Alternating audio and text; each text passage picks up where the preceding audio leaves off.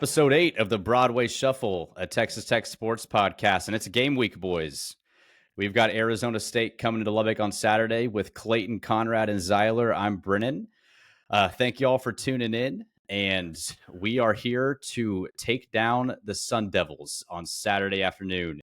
If it's your first time joining the show, you should tune in every Monday and Thursday, and we start each episode going over something that we created called Conrad's Kool-Aid Factory. It's something that's created every offseason to buy into the Texas Tech sports hype, and Conrad is the official CEO of this factory, and he likes to give you a weekly report on the stock of the Kool-Aid Factory heading into the week, and then you can check out a post reaction of what's going on after the game day as well. So Conrad, without further ado, man, what's the state of the Kool-Aid Factory here a couple days away from the Arizona State game? Yeah, so it is Thursday morning when you're listening to this, or that's when this is released. And if you made your orders prior to midnight on Thursday, that should have been delivered by drone to your home. However many cases you ordered, remember, again, you can pay through credit card, Apple Pay, Google Pay, Venmo, however you want to do it. We'll drop the appropriate numbers down in the description, but the Kool-Aid Factory is doing well right now. It's a time of revival for the Kool-Aid Factory. It was dark. It was bleak. As we said, the workers were laid off, but this week we've seen an uptick in orders. Like I said, our website crashed, so we're really seeing an improvement. I know that Clayton, Zyler, Brennan, and even some of our other loyal listeners like Ryan Hawkins and Andrew Baxter and Will Carpenter have sent in a few orders for the Kool-Aid for this week, because I think we're all pretty optimistic that we're going to beat Arizona State, and that's the kind of Kool-Aid we're making here on the Broadway Shuffle. So things are going well.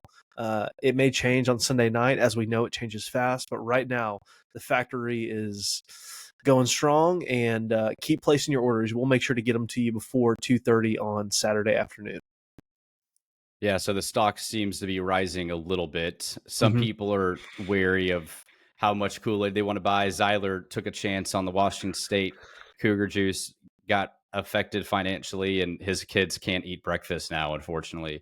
And then Clayton, I know you wanted some green apple a little bit. So each of us have kind of varied how much Kool-Aid we're buying into here. But the Sun Devil Sangria, I gotta say, that sounds pretty tempting, man. That sounds pretty good. I might have to purchase quite a bit of Sun Devil Sangria, and I'm pretty confident we're gonna win too. So I'm buying and drinking all the Kool-Aid that we're offering. That Sun Devil Sangria, that Arizona State, they do it differently there, So I trust this Kool-Aid's gonna be pretty good. Clayton, Zyler, welcome, guys.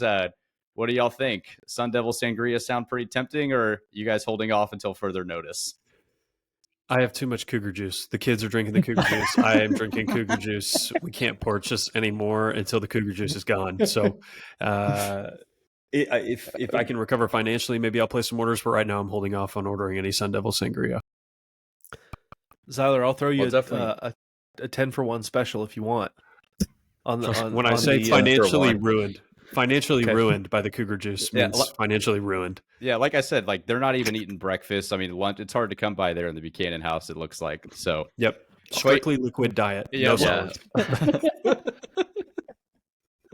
Clay Dog, what about you? Yeah, don't worry, guys. I'll order enough sangria for me and Tyler both. So go ahead and get the shipment ready for my house. I'll take that 10-for-1 special. Yeah, I don't know how that's profitable for you. Only.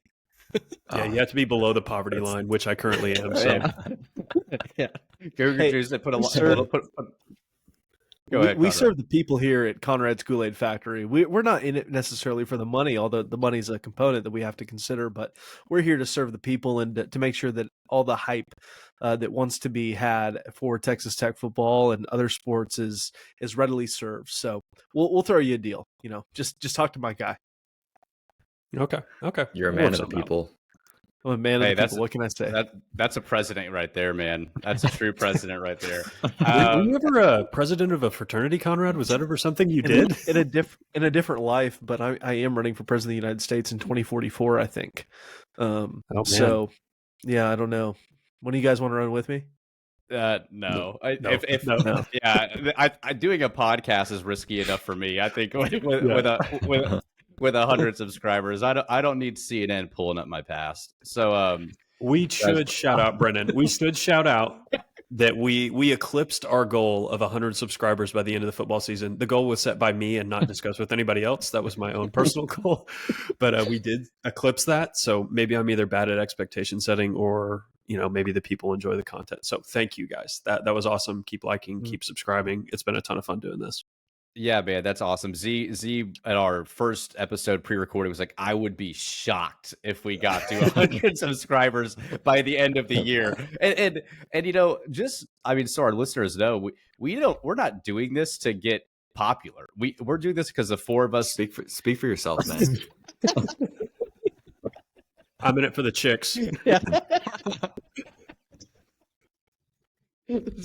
Zyler's he needs more. He doesn't have enough at home right now currently. But 3 women living in my house. It's a disaster. It's not enough. Bring me more. Clayton and Zyler are doing it for other reasons, I guess. But in all seriousness, we've known each other a long time. We just have a ton of fun talking tech ball and figured why not put our opinions for tech fans and Red Raider Nation to just either agree or disagree or make fun of us. We don't care, but we're having too much fun doing it. So thank you all for listening, and we hope you get something out of it too. So, and with that, man, so Arizona State's coming into town, first Big 12 game. They're 3-0. They're coming off a win against Texas State. They beat Texas State 31-28 last weekend, 2:30 at the Jones. And before we get into the game specifically, I heard a rumor that Big Diesel, I think y'all mentioned this on the last episode, is he playing in Red Raider Alley? Is that correct? DJ Diesel.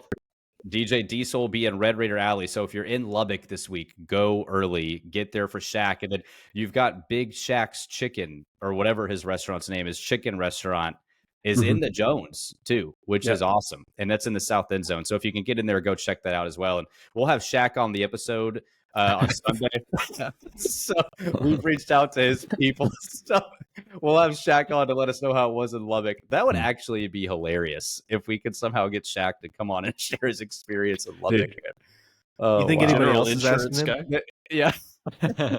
What'd you say, Z? The general insurance what? Yeah, the general insurance guy. That's where everybody knows him from. Yeah, Celtics legend, Shaq. Right. Celtics, yeah. Celtics legend. He's going to their Hall of Fame. Yeah. But anyways, the game's at 2:30, and so get there early. Check it out. We'll have Conrad Mills will be there. Zyler, are you going to take the girls out there? Yep. Me and all 3 of the girls are going to head out to the game. I don't think the girls are going to stay, but I will soldier on and take one for the family and stay at the football game while my wife takes care of the kids. So yeah. Well, whatever you're suffering deeply. Yeah, you're suffering. Thanks for your sacrifice. I know. Thank you. We appreciate you, kind sir. So, well, we had or Conrad, go ahead. Sorry. Zyler, your wife understands you have a pod to run, right? Yeah, I have literally hundreds of people that are counting on my input and my takes. So yeah. Literally, we may have to do maybe not hundreds, 100, maybe hundreds singular. Literally 100 people. Yeah, 103 actually, 103.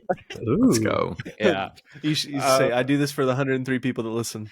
Yeah. So, well, Zyler, we may have to do a little halftime show action there since I'll be there, and it'll be a fun time. I think we're optimistic. I hope somebody asks me where can I buy some Kool-Aid. That's my dream at some point in my life is to walk in Jones AT&T Stadium and have somebody go, "Hey, Conrad, where can I buy the Kool-Aid?" That would be my dream. We'll see if that happens or not. You don't. Not that you don't matter, but you don't count towards that goal. I get it. Some random you're in it for the notoriety. Yeah, that's our next absolutely. Our next goal.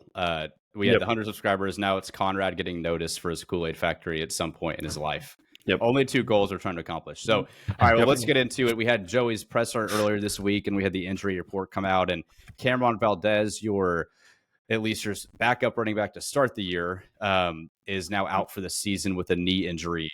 Zyler, you want to walk us through the injury report and your thoughts on that? Yeah, the big one was Cameron being out for the year, which thankfully you got to see Dickey and Jacoby Williams run some in the UNT game. I do think you'll miss Valdez's experience a little bit. He hasn't had a ton of work or reps over the year, but he knows the system. He's got experience. I mean, you're going to be relying on Taj, your super senior, and then 2 true freshmen. So you've got a 23-year-old and 2 18-year-olds in that running back room. After that, I think your 4th string is the Adam Hill kid from Albany, like a 6A player.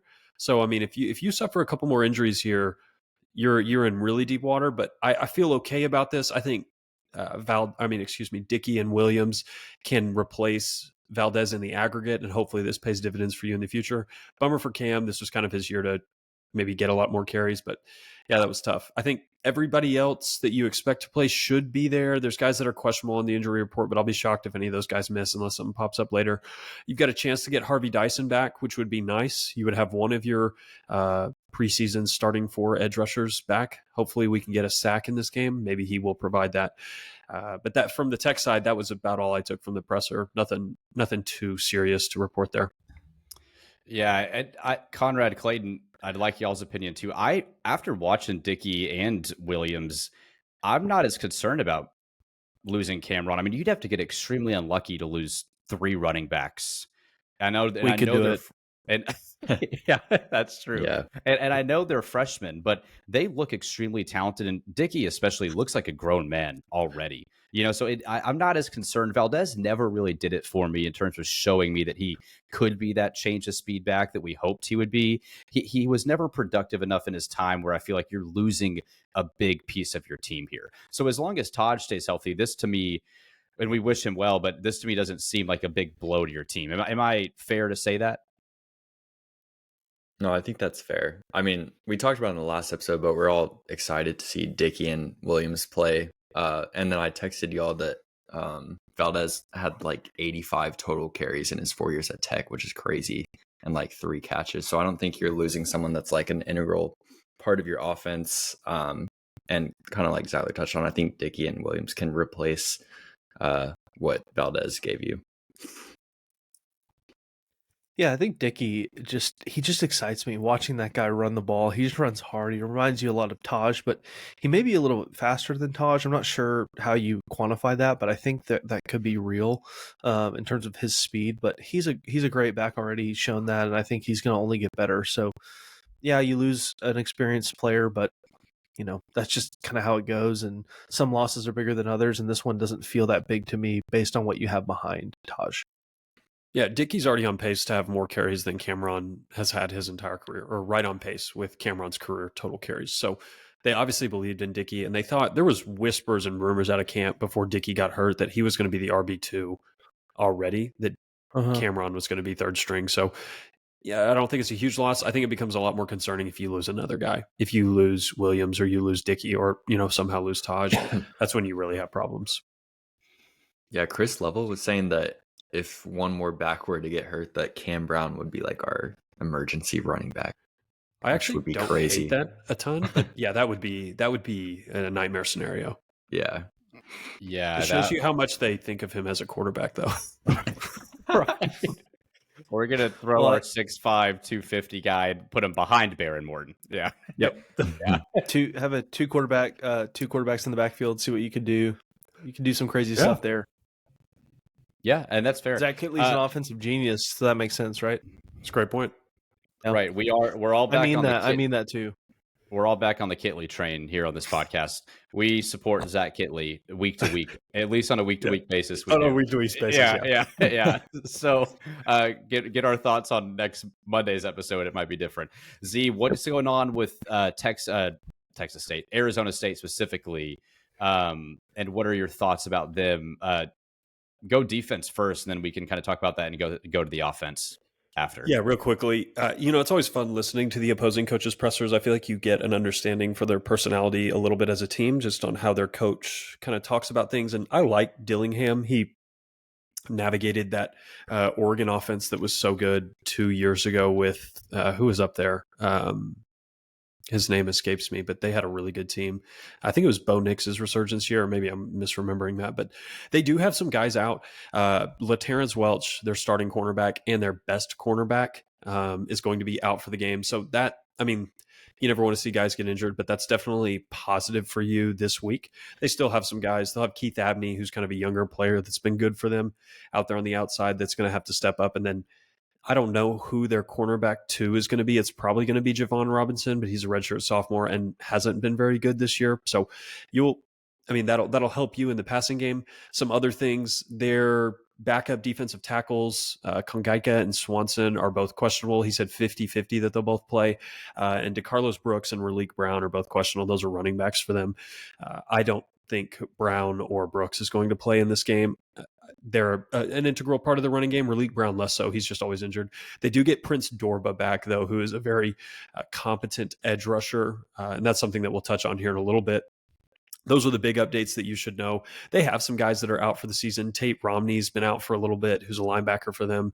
And then they have some offensive line questionable injuries, but I think everybody should play. Defensively, I don't know if you guys watched the game, and maybe you can chip in a little bit here. I think my thoughts, and this is just battered Tech fan syndrome, I just immediately look at the defensive line, and is that going to be a problem? Is our offensive line going to be tested? I think it's going to be a real measuring stick for our team going forward. This will be the best defensive line you play all year, or have played all year, but it's not going to be even close to the best defensive line you play, like TCU or some of those other teams later on in your schedule. I really am concerned to see how they hold up with some of these big athletic guys. They're going to run a 4-2-5, so you're going to have a lot of one-on-ones. Can we win those? Can Sheridan Wilson hold up one-on-one? Does Caleb Rogers hold up one-on-one? Does Davion Carter and Merriman and Porcher, if he plays? Like, how do they do against big athletic guys? That's going to be my initial early concern. They do crash hard RPOs off the weak side. They really want you to pull the ball out of the running back's hands. Barron may have to pull some. I think you're going to see a ton of us using the screen game. Some of our quick actions, get out there on their weaker corners and get away from the strength of their team with just the defensive line. That tight end option game that we saw a ton in the ACU game, I think is going to be a huge play for us. Put those edge defenders in conflict, make those linebackers really get worried about where the ball's actually going. Is it going to Taj? Is Barron keeping it? Is he throwing it? Is it going out? Like, make them hesitate a couple seconds or even a half second. And I think you'll have some success here. But it's an athletic defense. Shamari Simmons is one of my favorite players that I previewed when I did my stuff before the season started. He's a really hard-hitting safety. Reminds you of like Dwayne Slay and some of those guys that we've had in the past. He's really fun. Make him cover and you'll be okay. He's really good in run support. But that's kind of what I saw when I watched them. I don't know if you guys had any other thoughts. I only watched the fourth quarter of the Texas State game, so I haven't watched a ton of film on Arizona State. I don't have too much to add there. Well done, Z. Well done. It still amazes me how much just on on a pure other defense level. You don't get this anywhere else. Yeah. I was born to do things that would put my family into poverty if I pursued them full time. And scouting other teams that nobody cares about is something I love doing. Yeah. Well, Clayton, Conrad, thoughts on Arizona State? Yeah. Zyler, let me ask you this. Do you have a preference for offensive or defensive side of the ball? Watching? If you were to coach, what would you be, an offensive coach or defensive coach? I'm way too stupid to coach either side of the ball. I'm much more of a Monday morning coach. I could tell you what you should have done, not what you should do beforehand. But I think offense is easier to scheme. Okay. Well, you never know. One of these days, you may see Zyler at a local Lubbock high school coaching quarterbacks. My dream retirement gig. My friend Caleb and I have always said our dream retirement gig is to coach an 8th grade B team for 20 years. But we'll have to see how that goes. That'd be Clayton. What were you going to say, man? Oh, I was just gonna say I'm with you. I only got to watch the fourth quarter of the last game, so I don't know a lot about them. But I feel like over the first 3 weeks, Arizona State has been one of the teams that seems really surprising in terms of where we thought they were before the season. But now it's kind of coming out that the teams that they were playing have been pretty bad. That's a great point. State and Wyoming have both been trash. And I think when they played Arizona State, I thought they were a lot better. So I feel like this game is kind of a game between two teams that you don't really know how good or bad either one are. But I think if one team really dominates the other team, that would be a pretty bad sign for the other team. So hopefully Tech's not getting dominated. Hopefully it's a good sign for us. Yeah. Conrad, anything to add on their defensive side? No, nothing. I do think I'll say this about the Texas State game. Texas State is a good program. They're getting better, but they did score 28 points on them. So I would hope, based on that you can score at least 28 points on this defense, just because I think you're better at every position on the field on offense in Texas State. So I would hope that you'd be able to score based on that fact alone. But if you can't, that's another conversation altogether. But that would be my thought based on what Zyler shared, based on watching a little bit of that game, is just you should be able to score a little bit more than Texas State did, especially since you're at home as well. So I think that helps you, and I think that'll be a large factor to the game is can you score on this defense that allowed 28 points to a lesser tier opponent last week. Yeah. Yeah. And I think, too, just to Clayton's point, this team was projected, I think, between 3.5, 5 wins was probably their high. And even on a show this summer, they were on the Locked On podcast, our neighbors over there with Chris Level and Casey Cowan. And the guy for the Sun Devil Insider was like, this team, we don't really know what to expect. Like, they don't even know what they were getting into this season. And so do you get the team that's 3-0 that's kind of surprising people and might be better than we all thought, or do you get the team that was projected to go 4-8, 5-7, and really isn't going to be? It was picked to finish last or second to last. Was it Cincinnati or Arizona State that was picked preseason last? I thought it was it Houston? Was it Houston? Yeah, I think Houston was picked to last. Arizona State was second to last, though. Yeah, second to last. Okay, so they were second to last. Like, is that the team that's coming in, or are you getting a team that people are going to be surprised about? And on our side, similarly, we were picked to finish 9th, but we kind of thought we might have an opportunity better, but we haven't seen that yet. And so which version of Tech are you going to get? And at home, you would hope that the two realities of those preseason picks kind of come in to play here. So we'll see. But Z, what about their offense? Yeah, I think this is something that, all of us have probably seen what they, look like. And it's tricky. They're really going to rely a lot on their running game. It's tricky when you look at advanced analytics sites, if they look at EPA per dropback or EPA per pass, because they're two totally different metrics. Because per dropback, Sam Leavitt's going to run a ton when they ask him to pass. They're going to run it 2-1. They would love to run 2 plays and then pass on 1. So you've got to be able to stop Scattaboo. He's this very similar to Taj, actually, very quick on his first step and his, hesitations and things like that. Not necessarily a burner, but still fast enough to outrun maybe some linebackers and some defensive ends. But you've got to be able to get him in the backfield and tackle him with multiple guys. If you get, AJ McCarty or Ben Roberts out in space one-on-one, I think he's going to win that battle 50-60% of the time and make him miss. You got to gang tackle this guy, and they're going to run the offense through him. You need a big game from your defensive tackles. You need to disrupt what they're trying to do in the running game. Sam Leavitt has not necessarily been super impressive for me. He before the Texas State game, I think he was completing 53% of his passes. Now, part of that, his receiving core is not very good. They do have Jordan Tyson. He's probably the best option they have back there, but it's not a room that should really scare you. They got Shimon Mateer, an old Cincinnati player. He's got 90 yards, but you look at their receiving core, they've got 176 yards, 40 yards, 50 yards, 47 yards, and 0 yards. I mean, he's thrown for less than 600 yards this whole season. They're not trying to attack you through the air. They maybe hit some opportunistic deep shots every once in a while, and that's where you got to have some discipline, but they're going to really try to run it through their running back. And if you can stop them, I think you have a really good chance. If you hold them to 3 yards a carry or even 3.5, maybe even 4, I think you've got a great chance to be in this game and then potentially win this game. Can we get a pass rush? If Sam gets to sit back there and, sit there for 5 seconds, he's probably going to find open receivers. He's not that bad. So I think it's a big game for your defensive line and kind of showing what they can do against the best offensive line they've played all year. Thoughts, Clayto? Yeah, hearing that they're pretty lean heavy towards the run, I would think if we can just get a 2-score lead at some point, I don't foresee them going away from the run in the first half, even if they get down. But in the second half, if we can build a lead and get them into situations where they're for sure have to pass, I think we can have success in pure drop back situations versus them. Yep. Didn't Texas State hold them to less than 3.5 yards a carry? I think if I'm remembering that right from the box score. Yeah, it wasn't very good. I'm trying to pull up that game log. I think Scattaboo had 60 yards on 20-something carries or something like that. Yeah, which is not not great. I would take No, that right not now. good. If you told me me that's the stat line he has against us, if you told me that right now, you win the game, because I do not I think so trust too. that Levitt can throw for. I don't think he's going to come out and throw for 400 yards on you. But then again, Maverick McIver did. So who knows? And you got to make But I sure that don't he think- doesn't run for 200 Sure. yards. That's the other thing.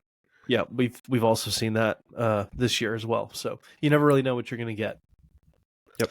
So yeah, he 2.4 carry against Texas State. Is this a game where you would crash, the line, put a QB spy, then trust your corners in one-on-one?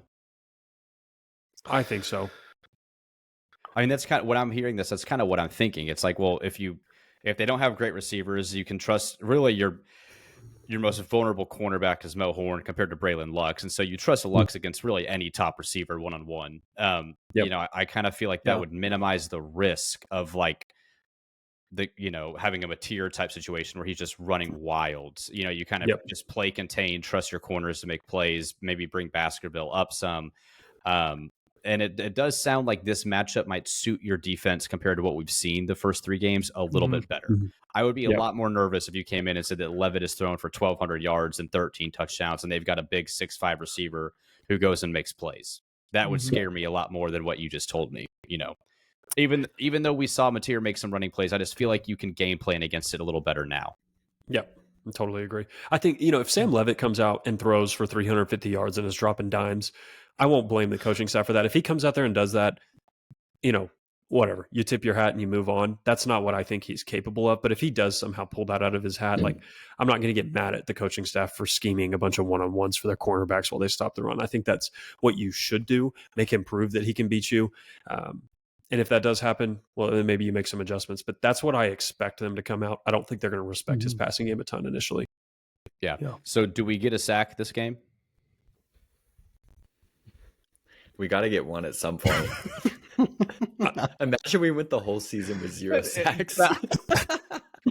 That would be like you go like 10-2 with 0 sacks. You were the Big 12. That would... I'm going to go. There's no way. I don't think you get a sack this game.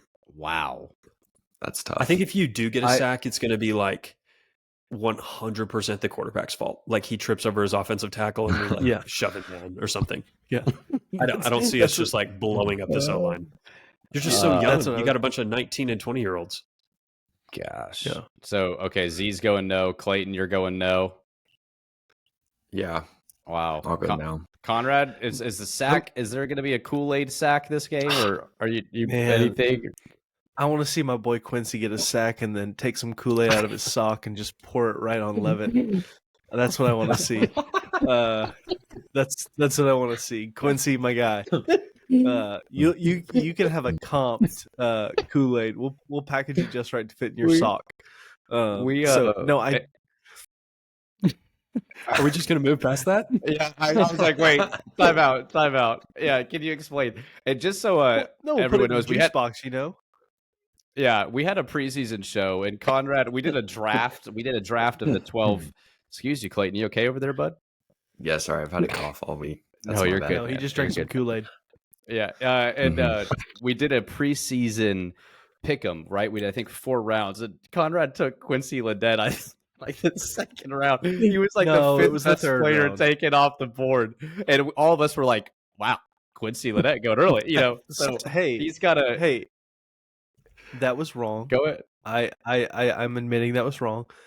But Quincy, if you're listening to this podcast, number one, you are more than welcome to come on the show at any time you would like. Just let us know in the comments and make sure you subscribe. but no, I think on a serious note, I do think we get a sack, but I don't really think it's because you overpower them. I think it's going to be an error on their part as you just crowd the line of scrimmage and maybe you send 7 guys or something like that and you just one runs free and you just get a sack that way. But I don't think it's going to be a one-on-one defensive tackle, defensive end overpowering their guy and getting a sack that way. I think it'll be an interesting way to get a sack, and I think it's what you have to hope for at this point, honestly.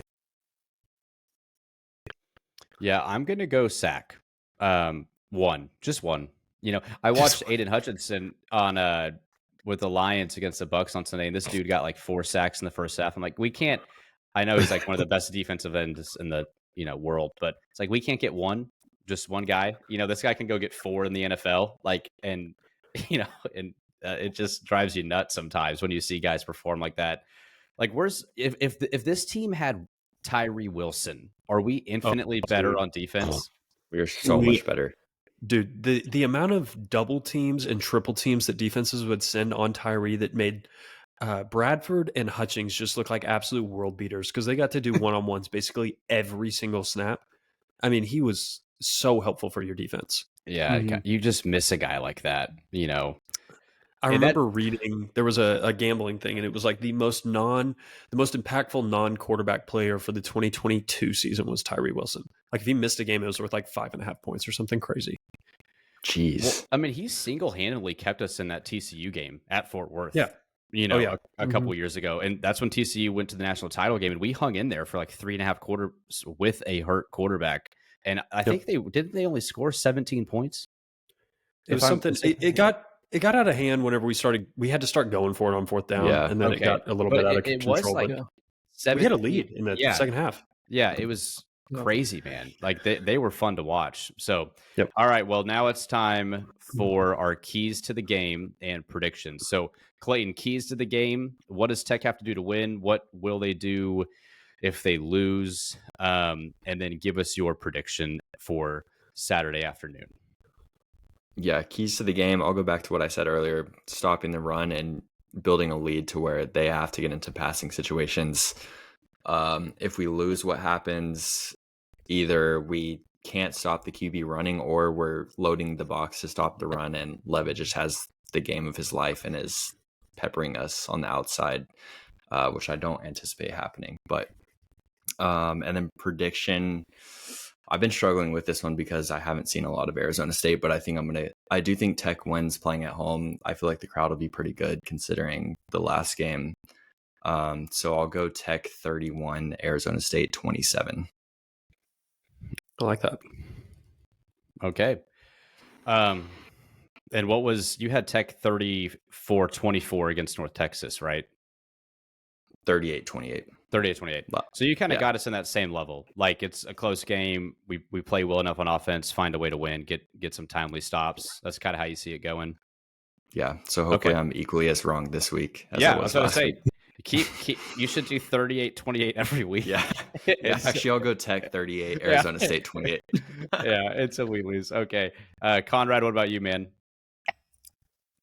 Yeah, I think your keys to the game,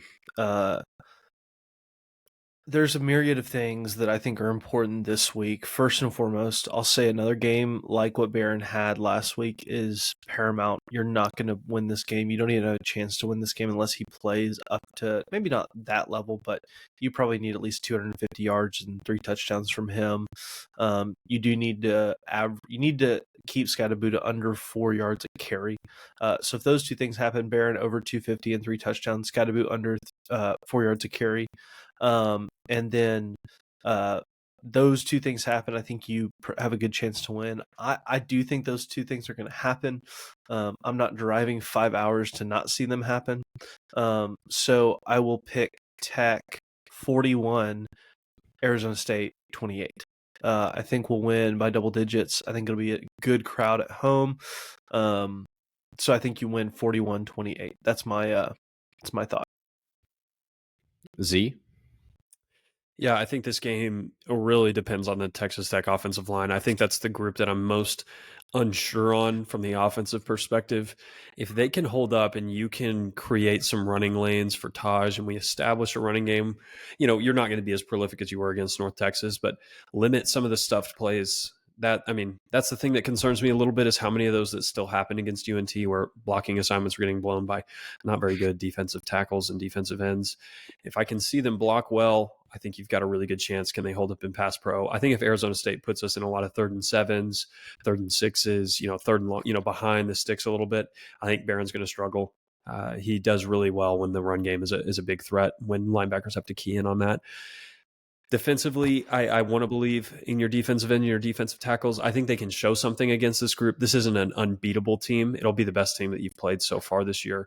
I think what Clayton said about them being worse than actually expected, they started so hot. You beat Wyoming and you beat Mississippi State, and that sounds really good. And then those teams have just been dreadful. Arizona State won last week and their rating dropped from an analytic perspective because those teams have been so bad since then. So maybe not as impressive as I thought after 2 games. If I have to go predictions, I think I'm still questioning the offensive line a little bit. I think I can't decide if I think it's a low scoring game because we both try to run it so much, or if it's a high scoring game because neither defense can stop each other. I think I'll go 41-35. Actually, I'll go 41-38 Arizona State. I think they're going to knock us off Saturday. So you are, man. Is this the first time a host has picked against Tech on the podcast? No, Zyler picked Washington State too. Oh yeah, and he was did. right. He was more than right. I think he picked us to lose by 4. I think So I don't know that that's like a right prediction though. That's like kind of semi pointed in the right direction, not necessarily right take. I won't be shocked either way. Like if we come out and this offense for Arizona State is just complete fool's gold, it won't shock me to see us beat them 42-7. That will not shock me in the slightest. But I can also see your offensive line is absolutely fool's gold and not nearly as good as you thought it may be. And they just absolutely blitz you in both the run game and the pass game, and then we'll know we're in for a rough year. I think it'll be a really big marker for our team. Mm-hmm. That's fair.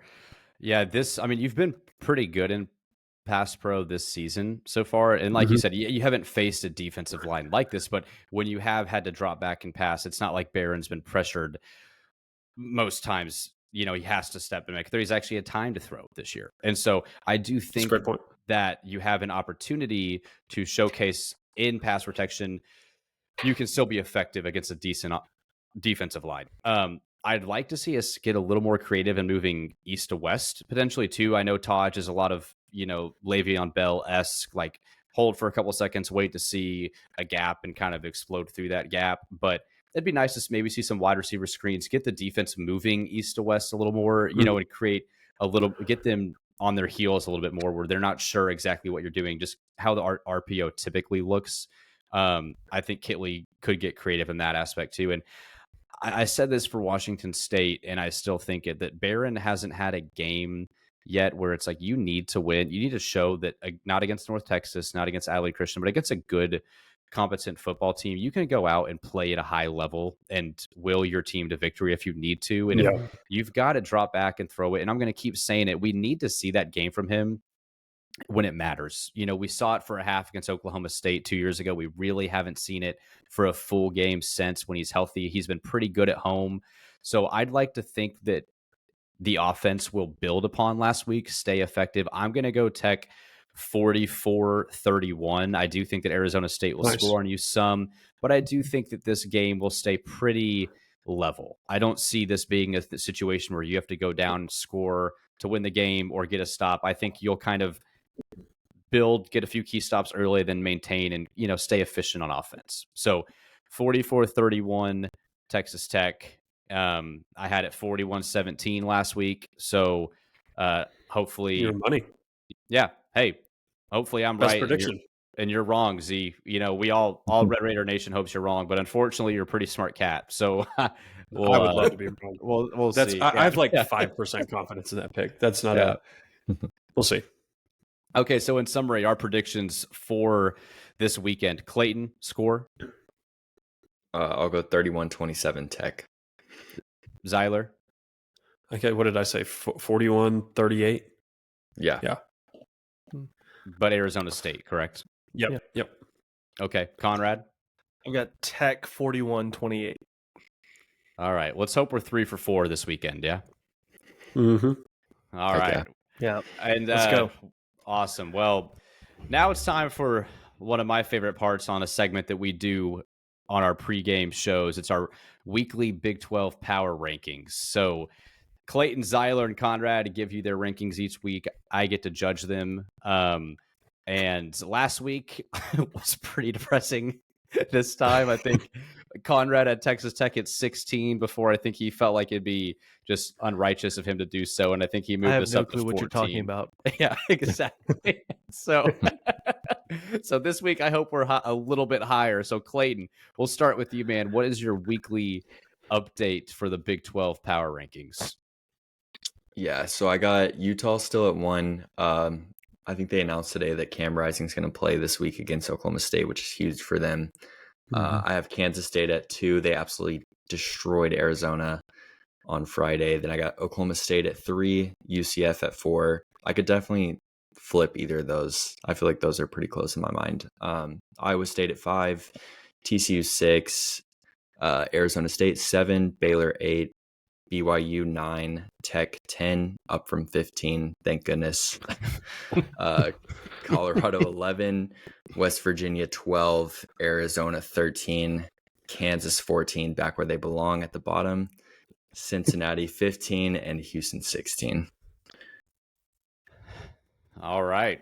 I'll hold off. I'll let all of you go and then judge. Zyler, what about you? Yeah, I think the top 3 are pretty clear to me. I think Utah is very clearly the leader. I've got Kansas State behind them. And then UCF is the third team in that grouping for me. I think Oklahoma State, Iowa State, and TCU are in that next little tier. And then I think there's this monstrous group of teams that are all going to be like 4 to 6 win teams in the conference. So you've got Baylor, Kansas, Arizona State, BYU, Texas Tech, Arizona, West Virginia. I think those are all, it won't shock me if any of those teams finish 13th. If they finish 4th, it won't shock me a bit. It's kind of where I have that next grouping. And then I've got Colorado kind of in their own little tier, better than Cincinnati and Houston, but not quite up with that next group. And then Cincinnati and Houston rounding out the bottom. Yep. Okay. Conrad. Yeah, so I've got Utah at 1, Kansas State at 2, Oklahoma State at 3, UCF after that impressive win against TCU at 4, Iowa State at 5, TCU at 6, Arizona State at 7. I have BYU at 8 over Baylor. Nice. At 9, I have Texas Tech at 10. Thankfully, we're moving up. We win this week. Who knows where we'll be next week? We may be number 5. I don't know. We win by 3 touchdowns. We may go up to number 3. I don't know. We'll see. We'll see. Colorado at 11. West Virginia at 12. Kansas at 13. Could have put them lower, but I'll be nice this week. Arizona at 14. Cincinnati at 15. And the University of Houston at 16. So those would be my teams. Nice. Yeah. So, I mean, it seems like, and this is consensus, that in no order, you guys have a couple differing spots between maybe Oklahoma State, UCF, and Kansas State. But the top 5, undoubtedly, right now in the Big 12 is Utah, Kansas State, Oklahoma State, Central Florida, and Arizona State. I'm sorry, Iowa State. Arizona State? Arizona. Yeah. No. Not Arizona State. So, if you're looking at those 5 teams, if you're comparing it to Tech and like what you have to face to get there or play those teams, you're only playing 2 of them. Now, you are playing both of those schools on the road, which is going to be a big problem, it looks like. But you do avoid, 3 of those 5. And the other one, Z, to your point, you're kind of in the same bunch as them. You don't really know what you're getting with them. They're probably a point, 2 points difference, honestly, on the lines. So, you could have a season where if you get lucky and stay relatively healthy, you can beat most of those teams if the ball goes. I'm not confident in beating Iowa State or Oklahoma State, but I think that all of y'all hit that well. And then at the bottom, Z, Baylor at 7. Baylor to me is like Kansas to Clayton. I just can't stand them. And I can't either. And I think Dave Aranda and that program just got extremely lucky in 2021 and had everything go right for him. I don't feel like that team is 4 spots better than you. Yeah. I kind of agree. That's what I said. I think they're all kind of in the same tier. And when I love looking at, I don't know if y'all follow Kelly Ford on Twitter. He does his little ratings and he does his conference projections. And so he's got that grouping of team. Like he's got Baylor at 6.5 wins, BYU at 6.4, us at 6.2, Arizona State 6.1, Arizona 5.9, and Kansas 5.7. It's like, you win a game by a touchdown more than you thought, you're going to jump right to the top of that group. You lose it by a touchdown more than you thought, you're going to jump all the way down to the bottom of that group. Yeah. It's so tight there. like so tight. Yeah, and I think this is where I get excited in a way about your Mhm. schedules. You get Baylor at home, you get Colorado at home, you get West Mhm. Virginia at home. The road Yep. games, TCU, Iowa State, Oklahoma State, but Arizona, who's dropped significantly compared to what we thought they were. Yep. And you said on the last show that you thought that was your most winnable road game. So Yep. if you're looking at the Big 12 rankings in terms of what we face, like this is fairly exciting if you take care of business at home.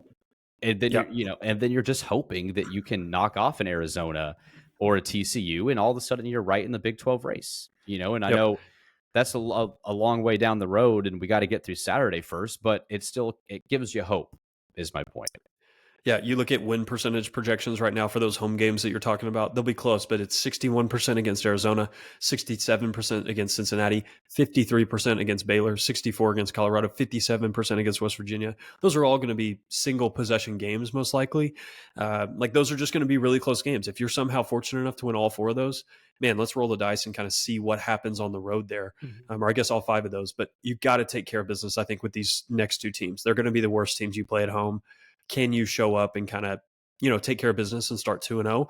And then, let's see what happens. You do that, I'm going to feel really confident about what you're going to do to Baylor, Colorado, West Virginia. I think West Virginia has been significantly worse than you thought, or at least what I thought. That's a team I think that I've missed on. But it starts with Arizona State. And I miss on West Virginia too. Clayton hit on them. He's already calling for the Neil Brown train. That the long black train's coming for Neil Brown, according to Clayton here pretty soon. So, and who knows, you get them last. So if they do struggle and Neil Brown gets fired, you're probably not getting a team that is going to care too much to be in Lubbock the week after or the day after Thanksgiving. So, you're looking at, man, I mean, all of us would have taken Ford 1 to start the year, and with that loss to Washington State and been totally fine. And as crazy as the first week was, you still have an opportunity to do that. And we got to remain hopeful. So, yeah. And let me say this too: if you do go out and win Saturday and you win by double digits, your position in the Big 12 looks a lot different, because I think you've communicated something about the way you've improved as a football team over these first 4 weeks. If you do go win on Saturday, because you win that by double digits, and then you come into Cincinnati, who we would all agree probably is worse than Arizona State, and you're probably even more confident than you are right now, which I think we're all a little bit we're confident, except for Zyler, who picked Arizona State. But if we do win on Saturday by double digits, and you go into Cincinnati and you do win, the snowball just keeps rolling, the Kool-Aid train just keeps getting hotter, and things just keep going the right direction. So we can be hopeful, and I think we should, because I think you do have the players and the coaches that can make that happen. So hopefully that happens, and then next week we're sitting here at 3-1, and we're looking at a completely different rankings because of what you did on Saturday against Arizona State. Yep. It's well said. Yeah, for sure. If we somehow win the next 2 by double digits, we'd all feel very good going into the Arizona game. We'll be chugging the Kool-Aid. Yeah. The Kool-Aid Factory is going to shut down from orders. Yep. I'm going to be taking out a line of credit. Yeah, for sure. Take out a loan. If we do, I will say this: if we do win those 2 games and we're sitting there at 4-1, I'm assuming you're going to have some of these other teams that y'all mentioned in kind of our similar tier lose a game, 1 game at least, maybe 2 between now and the time we play them. So you may move up significantly in the power rankings, and also you never know, as we know, what can happen with injuries. So Avery Johnson at Kansas State goes out. Well, what happens there? Cam Rising, we've already seen how his injury history has played out in his career. You just never know. And so if you can control what you can control, win each game convincingly, play hard, control your effort, execute well. If you can do those things and control what you can control, you may be seeing a totally different Big 12 here in just 2-3 weeks, depending on what happens in all the other games, obviously. But you have to take care of what you can take care of first. But you never know what can happen. It's the new Big 12. For sure. On a semi-optimistic note, there's a world where an outcome happens in this game where you potentially lose, but I end up feeling better about your team. Like, maybe you have some fluky interceptions, you have a drop punt, things that you end up losing, but you felt like you played well on a per play basis, where I may feel better about you moving forward because I see, oh yeah, you can handle a defensive line and you are running on this team. I could see a world where, similar to Oregon last year, where we lose, but I'm like, okay, we have a team. Like, this is not going to be a team that goes silently into the night. Like, the first 2 games were fluky. That's really what I want to see this weekend is let's make sure that those first two games are seen as flukes, and that North Texas and this game this is your actual reflection. I know I want the win, and I think the win's the most important thing. I'd take a 3-0 win over any of those results, but show me that you're a good team. Stack a week. Let's show that we've matured and that we're ready to roll with these young guys. Yeah, well said, man. Well, and looking ahead for the Big 12 this week, specifically, Clayton, your favorite game of the year, Kansas, Kansas at West Virginia, man. I know you'll be tuning into that one for sure. Then you've got some great games too. I mean, you've got Utah at Oklahoma State, the Dallas Bowl, TCU at SMU. Man, SMU really needs something good to happen to them. Baylor at They do not. Yeah, no. I mean, they need it. We don't need it. They need it. You're exactly right. Yeah. Baylor at Colorado, which I'm excited to see, man. I guess it's selfish. I'm excited to see that game too. Because we're all going to the Colorado game, and I want that to mean something. Like, I don't want Colorado to suck and be like 3-6 when they come into Lubbock. I kind of want us to be like, oh man, I hope we beat them, because they've actually like improved as the most hated team in the country. So I'm rooting for Colorado in that game. And then Kansas State at BYU against Will Hammond's Brotherhood. So we've got all those games. Eddie, Clayton, outside of Kansas and West Virginia, which one are you most excited for? And do you have any predictions here that might surprise some people, or are you going shock? I'm really excited to watch Utah Oklahoma State. I feel like I still don't know exactly how good Oklahoma State is. Like, I could see Utah going in there and winning by like 2 touchdowns. But I could also see it being a close game and Oklahoma State pulling away. I'm really excited for TCU, SMU is one of the few teams that could play TCU, and I would root for TCU. I just hate SMU so much. I love watching them lose. So, and I am picking TCU in that game. I think they're better than SMU. You already touched on it, but Baylor, Colorado, I'm excited for that one. I'm leaning towards Colorado pulling that out. And then BYU has been surprising too. So I think that's going to be a bigger test for Kansas State than probably a lot of people realize. Yeah, it's not easy to go into BYU either, Z. Yeah, the Oklahoma State Utah game I think is super. I think that one is super interesting. If Utah goes in there and, like Clayton said, wins by 2 touchdowns or more, I think the Big 12 title game is going to be played. Like, Utah will be a member of that game. Maybe they don't win, but I think that would be an authoritative statement on the road in Stillwater. That's probably the toughest place to play in the Big 12 for my money. That would just be really, really impressive to me. Kansas State has a sneaky road trip. That BYU crowd is electric. They get up and they support without alcohol, and that's something that's really impressive and something that we don't do.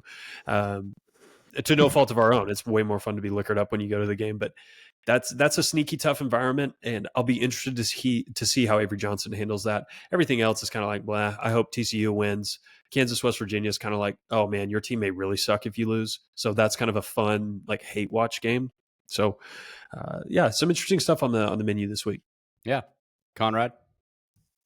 Yeah, I am a documented fan of Alan Bowman, our former quarterback. I think he's going to play really well and beat Utah at home. I'm just kidding. I'm not a documented fan, but I do think just to be clear, y'all weren't laughing, so I was like, do y'all actually think I'm serious? But no, I do. I will actually. I think Oklahoma State's going to play a little bit better than what they've shown so far. Utah coming in at home, they've got Ollie Gordon, they've got Alan Bowman, they've got some different guys. I think, not that Alan Bowman is this great quarterback, but I do think he will show up for this game and play well. So if it's not Oklahoma State winning by 3 or 7 points, I think it'll be a 3-point loss for Oklahoma State, because I do think they're going to play better. So maybe that's just me throwing a shot in the dark, but I do think, based on absolutely nothing except for my own intuition, that could happen, and that's a possible outcome for that game. Is Cam Rising for sure playing? Yeah, I think so. I'll Google it real fast. Because if Cam Rising, I am a documented Cam Rising supporter. I love that guy, man. He's just why? I don't know why. I think I loved Utah so much because I liked watching them beat USC because I can't stand Lincoln Riley and USC. So What Utah, did Lincoln Riley do to you? he went to Oklahoma and he went to USC. I don't know. He's a local kid that's not coaching for Tech. So like I said with Sonny Dykes, I mean, hope you suck, dude. Like you're not here. I don't root for you, you know? Like and You don't root so for your own to do well? not when they're not here. So you don't root for Patrick Mahomes? That's so different. Okay. I'm just taking your own logic and turning it on you. That's so different. He's in the NFL. I'm talking if it's like if Zyler's like, hey guys, I'm going to grad school at Texas and I'm wearing a Longhorn shirt. Yeah. And I'll be like, no, dude, like that's not I hope you fail, like come back home. Dude. Off season topic for consideration is what qualifications make you a fan versus a bandwagon fan? We need to debate that. Yes. That's something that I think and argue about all the time.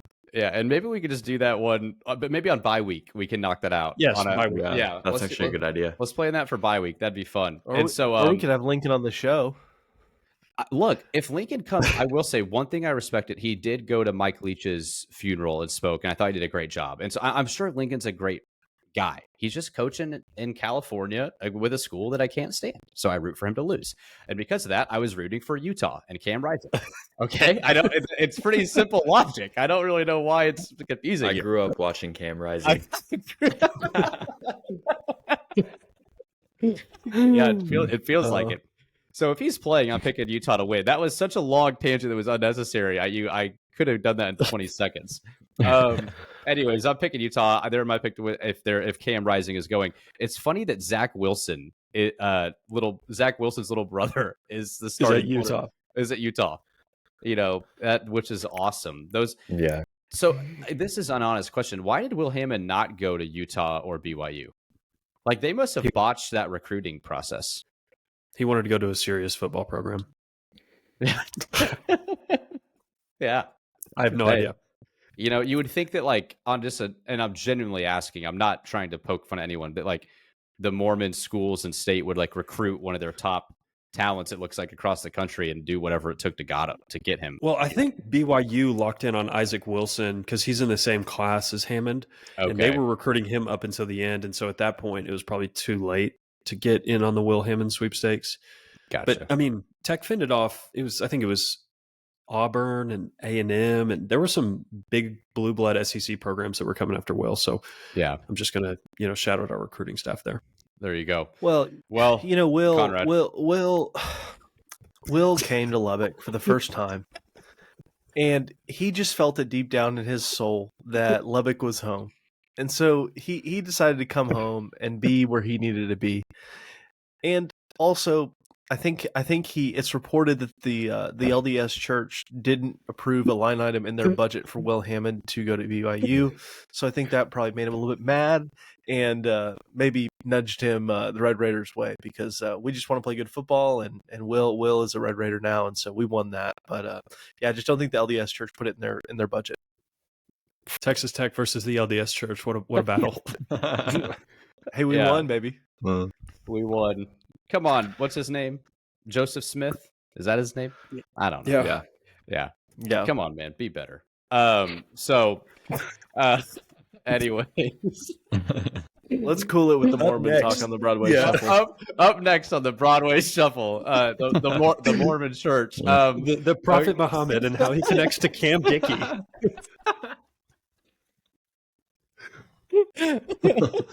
I don't think that's a Mormon thing, but it works. Any religion, I guess. We're going all over tonight. Well, Z, we like to end every show with some Tech trivia, and you've got one for us. Yeah, we played Arizona State last in 2017, and you beat them behind the arm of Nick Shimonek. My question was originally going to be, who was the running back that scored or tied the NCAA record for touchdowns in a game against you in 2016, but I figured that would be too easy. Do we all know the answer to that? Balaj, right? Kalen Balaj. Okay, so I figured I'd make it a little bit tougher for you guys. Through 3 games in the Big 12 season, so we're not into conference play outside of UCF and TCU. Ollie Gordon, the reigning Doak Walker recipient, ranks where in total rushing yards in the Big 12 Conference? This So year? somewhere in the top 10. Yep. Where does he rank? And he has played in all 3 games. I don't think he's been having that great of a season. I'm going to say like 9. I'll go 9. I'll go 10. Yeah, Clayton's locked in. Yeah, against Arkansas, I think he only had like 47 rushing yards through 3 or 4, not counting the overtime. Mhm. So, yeah, I'm going to go bottom 2. I'll go 10. Conrad? 10. You are all correct. He is number 10. He is 10th in the Big 12 right now. Oddly enough, and I mean, this is crazy, UCF has 3 people in the top 10. RJ Harvey has 450 yards already. Where's the other guy? Oh, maybe I was wrong here. No, it was yards per attempt. They have guys. Yeah, RJ Harvey's at 7.6. Miles Montgomery's at 7.1. And then Penny Boone's at 6.6. They have 3 guys averaging over 6 yards a carry, which is crazy. That's absurd. Wow. Yep. But yeah, Ollie Gordon, probably not even on pace to make second team all Big 12 right now. So, Gosh, There what you go. This is how he was last year too. I know But, it was terrible to start. That was because he didn't get any carries, so this year is different. But Yep. yeah, Awesome.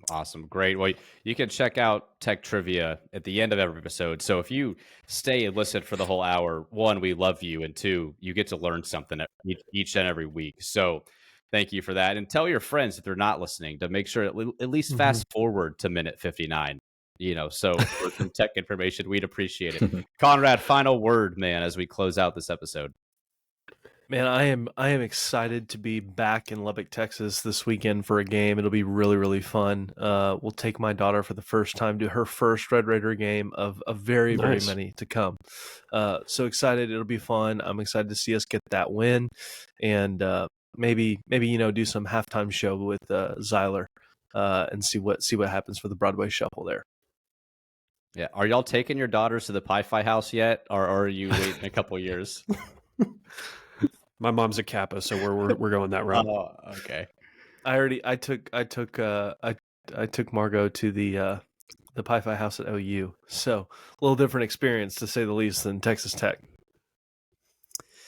Yeah, we're just not even again any OU or Texas conversation. Clayton, what were you going to say? I was about to ask a follow-up question, but I'll pass. Never mind. Was it about the OU Pi-Fis? Yeah. I have no answer. I plead the 5th. All right. Well, thank y'all for tuning in. You can catch us every Monday and Thursday. We'll be back on Monday to review the show, get some sights and sounds from the Jones, from Zyler and Conrad, and hopefully be discussing a Texas Tech win and a great start to the Big 12 season. So for Clayton Anderson, Zyler Buchanan, and Conrad Mills, I'm Brennan Baxter, and we will see y'all on Monday. Wreck 'em and go Tech. Thanks, Brennan. Recco. Wreck 'em.